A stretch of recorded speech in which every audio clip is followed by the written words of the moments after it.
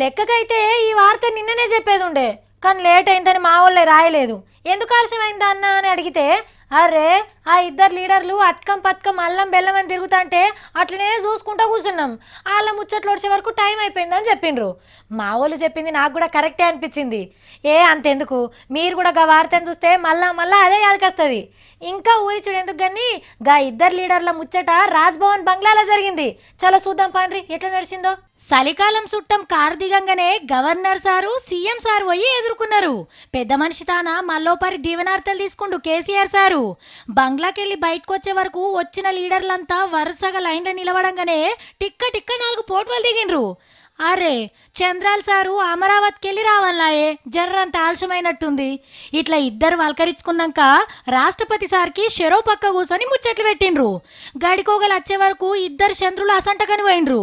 నడిమిట్ల నేనెందుకు అని అనుకున్నాడేమో నరసింహన్ సారు ఆడికెళ్ళి జారుకుండు. వారెవ్వా క్యా సీన్ హే, ఇద్దరు చంద్రులు దత్తన్న, పెద్దలు జానారెడ్డి గారు, 4 పార్టీల లీడర్లు. జానారెడ్డి సార్ పోయినాక మెల్లగా బాబుగారుండి మీ తాన నోట్ల తిప్పలు ఎట్లుంది అని ఎలబెట్టిండట. పబ్లిక్కి తక్లీఫ్ అవుతుంది కానీ మోడీ సార్ మంచిగా చేస్తుండు అని చెప్పుకొచ్చిండు మన సారు. కలిసినప్పుడు ఏం చెప్పింది మొత్తం చెప్పిండట ఆంధ్ర సీఎం సార్కి. కారట్లు గీకిచ్చే పని ఏడుదాకా వచ్చిందని కేసీఆర్ సార్ అడిగిండట. దత్తన్న అడికెళ్ళి కదిలితే ఏమన్నా రాజకీయాలు మాట్లాడుకుందురేమో. ఇంతల్నే అటుకెళ్ళి జ్యూస్ వచ్చింది. చల్లగా గిప్పుడేం తాగుతాం అని అద్దనంగానే గరం గరం ఛాయ్ పట్టుకొచ్చిండ్రు.